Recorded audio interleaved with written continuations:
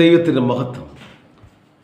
ഇരിക്കുന്നവനും ഇരുന്നവനും വരുവാനിരിക്കുന്നവനുമായ നമ്മുടെ കർത്താവ് യേശു ക്രിസ്തുവിൻ്റെ അധികാരമുള്ള നാമത്തിൽ ബഹുമാന്യരായിട്ടുള്ള എല്ലാ പ്രേക്ഷകർക്കും ജെറുസലേം മിഷൻ എന്ന യൂട്യൂബ് ചാനലിലേക്ക് ഹൃദ്യമായ സ്വാഗതം. യേശു ആര് എന്ന വിഷയത്തിൽ ദൈവപുത്രൻ, മനുഷ്യപുത്രൻ എന്ന ചിന്തയിലെ ദൈവപുത്രൻ എന്നതിലെ 6-ാം ഭാഗമാണ് കർത്തൃനാമത്തിൽ അവതരിപ്പിക്കുന്ന ഈ വീഡിയോ. ദൈവപുത്രൻ 6-ാം ഭാഗം.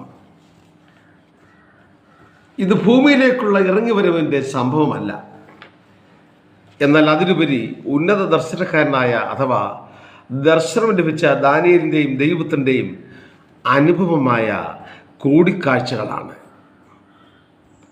എത്രയും പ്രിയപുരുഷനായ ദാനിയേൽ കിടക്കയിൽ ആയിരിക്കെ ദൈവപുത്രനുമായി കൂടിക്കാണുന്നു. ദാനിയേൽ 7:1 മുതൽ വായിക്കുമ്പോൾ, ബാബേൽ രാജാവായ ബേൽഷസ്സറിൻ്റെ 1-ാം ആണ്ടിൽ ദാനിയേൽ ഒരു സ്വപ്നം കണ്ടു. അവനെ കിടക്കയിൽ വെച്ച് ദർശനങ്ങളുണ്ടായി.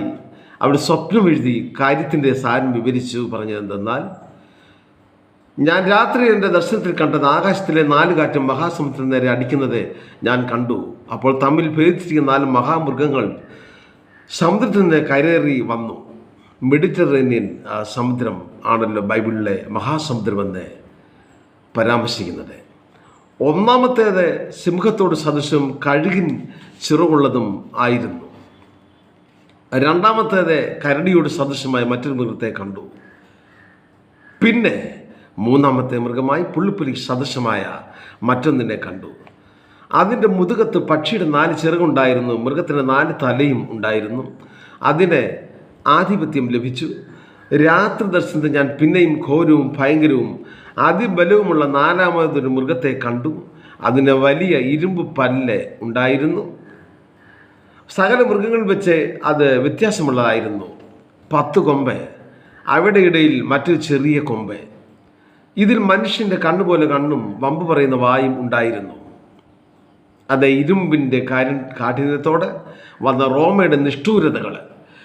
ഏത് യുദ്ധം വന്നാലും അത് യൂറോപ്പിൻ്റെ വിരിമാറിലാണ്. ബ്രിട്ടീഷ് പ്രധാനമന്ത്രിയായിരുന്ന ജോൺ മേജർ നേതൃത്വത്തിൽ നിലവിൽ വന്ന മാസ്ട്രിച്ച് ഉടമ്പടിയിലൂടെ യൂറോപ്പ് ഭൂഖണ്ഡം ഒന്നാകാൻ ധാരണയായി. യുവ യൂറോപ്പിൻ്റെ ആവശ്യമായ ഗ്രീൻ പീസ് എന്ന സംഘടനയും കൈകോർത്തപ്പോൾ ലോകം അങ്ങോട്ട് ശ്രദ്ധിച്ചു.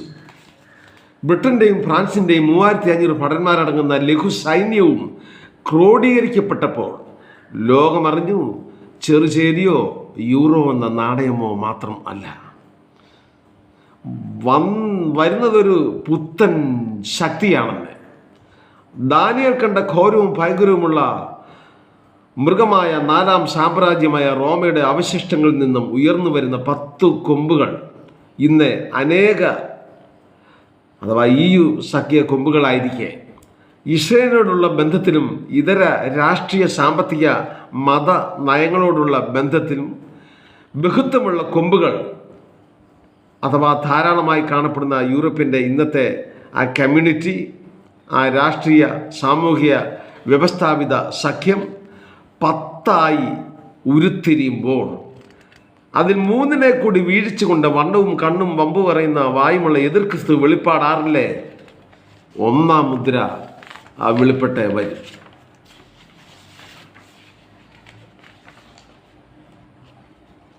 വാക്യം 13 നമ്മൾ വായിക്കുമ്പോൾ, ആകാശമേഘങ്ങളോടെ വരുന്നവൻ അഥവാ രാത്രി ദർശനങ്ങൾ മനുഷ്യത്തോട് സദൃശനായ ഒരുത്തൻ ആകാശമേഘങ്ങളോടെ വരുന്നത് കണ്ടു.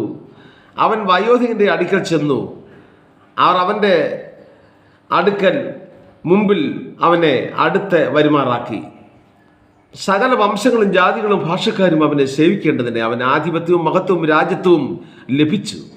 അവൻ്റെ ആധിപത്യം നീങ്ങിപ്പോകാത്ത നിത്യാധിപത്യവും അവൻ്റെ രാജ്യത്വം നശിച്ചു പോകാത്തതും ആകുന്നു.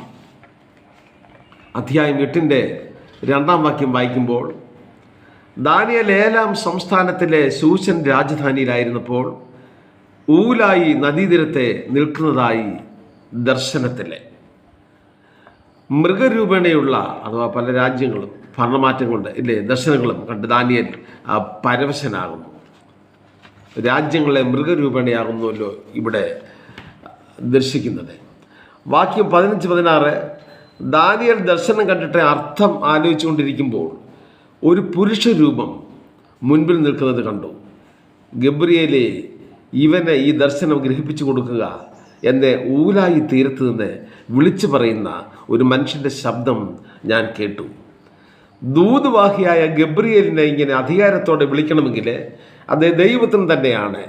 എത്രയും പ്രിയപുരുഷനായ ദാനിയേൽ ദർശനത്തിൻ്റെ അർത്ഥം ആലോചിച്ച് ഭ്രമിക്കാതെ ഗബ്രിയേൽ മാലാഖ തന്നെ അത് ഗ്രഹിപ്പിക്കുകയാണ്.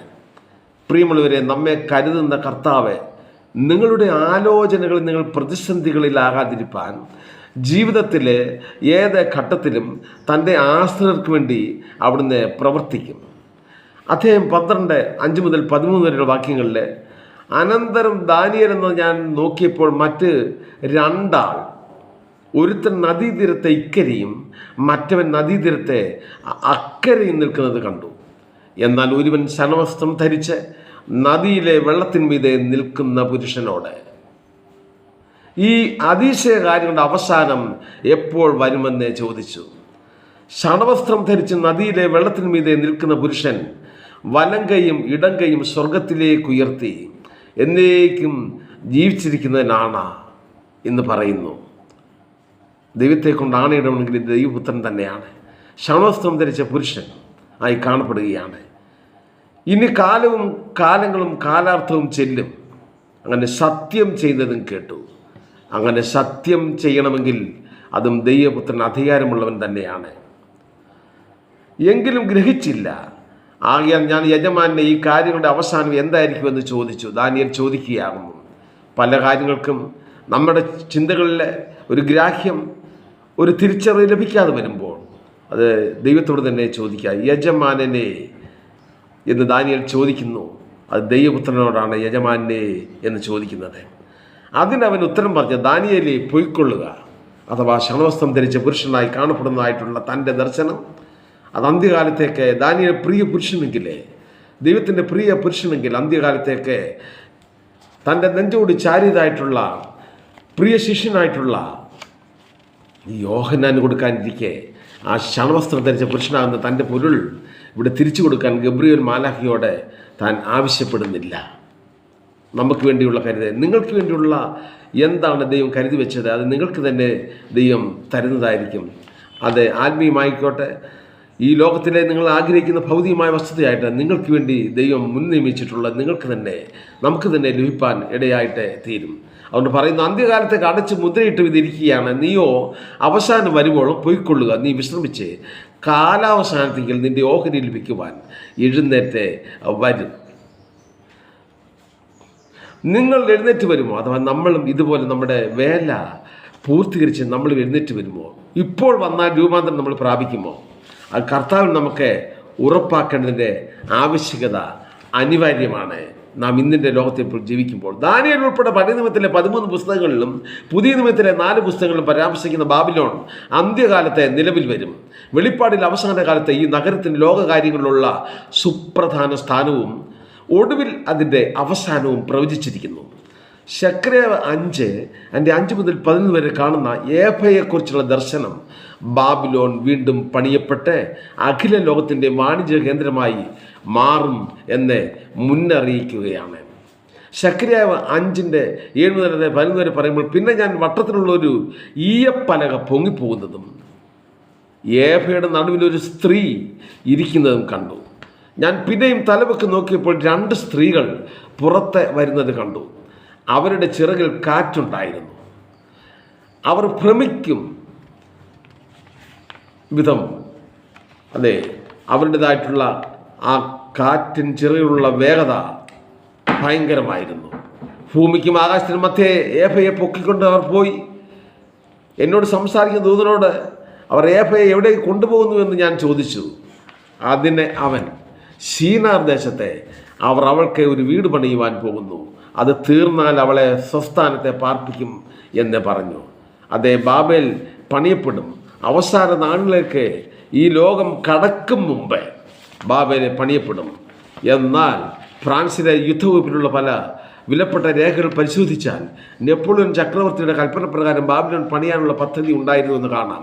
ജർമ്മനിയിലെ വില്യം ചക്രവർത്തിയുടെ താല്പര്യപ്രകാരം തുർക്കിയുടെ ഭരണാധികാരി അബ്ദുൾ ഹഫീദും മനസ്സ് വെച്ച് ബാബിലോൺ പുനരുദ്ധരിക്കപ്പെടുന്ന കർമ്മപദ്ധതിയിലേറെ മുൻപോട്ട് പോയിരുന്നു. എന്നാൽ ഒന്നാം ലോക മഹായുദ്ധത്തിൽ കൈസർ വേഗത്തിൽ പരാജയപ്പെടുവാനും ഇത് നിമിത്തം ഇടവന്നു. കാരണം ദൈവിക സമയത്തിന് മുൻപുള്ള ബാബിലോണിൻ്റെ ഉദ്ധാരണം നിറവേറുകയില്ല. എന്നാൽ ദൈവത്തിൻ്റെ സമയം വരുമ്പോൾ ഒറ്റ രാത്രി കൊണ്ടെന്ന പോലെ വേഗത്തിൽ അത് പണിയപ്പെടുകയും ചെയ്യും. മഹദിയാം ബാബിലോൺ അത് London, Paris, New York, Chicago, Berlin തുടങ്ങി ഇന്നത്തെ ഏതൊരു നഗരത്തേക്കാൾ മികച്ചതായി അത് പണിയപ്പെടും. ലോകത്തിലെ എല്ലാ വസ്തുക്കളും വിപണനം ചെയ്യപ്പെടുന്ന നഗരം, രാപകൽ ഭേദം കൂടാതെ ഉണർന്നിരിക്കുന്ന നഗരം, മനുഷ്യ പ്രാണൻ വരെ വിൽപ്പന ചരക്കായി ലഭിക്കപ്പെടുന്നിടം. ദൈവത്തിന് ഭാഗധേയമില്ലാത്ത ആധുനിക ബാബിലോൺ സാത്താന്യ ശക്തികളുടെ പ്രഭവ കേന്ദ്രമായി അന്നാളിൽ വിളയാടി നിൽക്കും. അതിൻ്റെ വീഴ്ചയ്ക്ക് മുമ്പുള്ള അതിൻ്റെ മഹത്വപൂർണമായ സമയത്ത് ബാബിലോൺ സാത്താനാൽ തന്നെ ഭരിക്കപ്പെടുന്നതാണെന്ന് വേദശാസ്ത്രികൾ വിലയിരുത്തുന്നു. എന്നാൽ അതിൻ്റെ നാശത്തിന് മുമ്പേ ദൈവം തൻ്റെ ജനത്തെ, എൻ്റെ ജനമായുള്ളവർ അവളുടെ പാപങ്ങളിൽ കൂട്ടാളികളാകാതെയും അവളുടെ ബാധകളിൽ ഓഹരിക്കാരാകാതെയും ഇരിപ്പാൻ അവളെ വിട്ടുപോരുവീൻ എന്നുള്ള സ്വർഗീയ ആഹ്വാനത്തോടുകൂടെ വിടുവിക്കുന്നതാണെന്ന് വെളിപ്പാട് 18:4 പറയുന്നു. ഇന്നും ബാബേലിൻ്റെ മിന്നലാട്ടങ്ങൾ പ്രതിഫലിക്കുന്ന ലോകവ്യവസ്ഥയുടെ ബാബേൽ നഗരങ്ങളിൽ ദൈവമക്കൾ പോലും തിരിച്ചറിവില്ലാതെ പോകുന്നോ എന്ന് ആത്മാവിൻ്റെ വിവേചനത്താൽ അറിഞ്ഞ് മനസ്സ് പുതുക്കി രൂപാന്തരപ്പെടുക. വരുവാനിരിക്കുന്ന പുതിയ നിയമ യെരൂശലേമിനെ കാണുക, നാഥനായ യേശുവിനെ ധ്യാനിക്കുക. യേശു ആര്? അത് യേശുവിനെ കുറിച്ച് നമ്മൾ കൂടുതലായി നന്നായി അറിയുക. ഏവർക്കും വന്ദനവും ആശംസകളും അർപ്പിച്ചുകൊണ്ട് സവിനയം നിർത്തട്ടെ. ദൈവം നമ്മെ അനുഗ്രഹിക്കട്ടെ.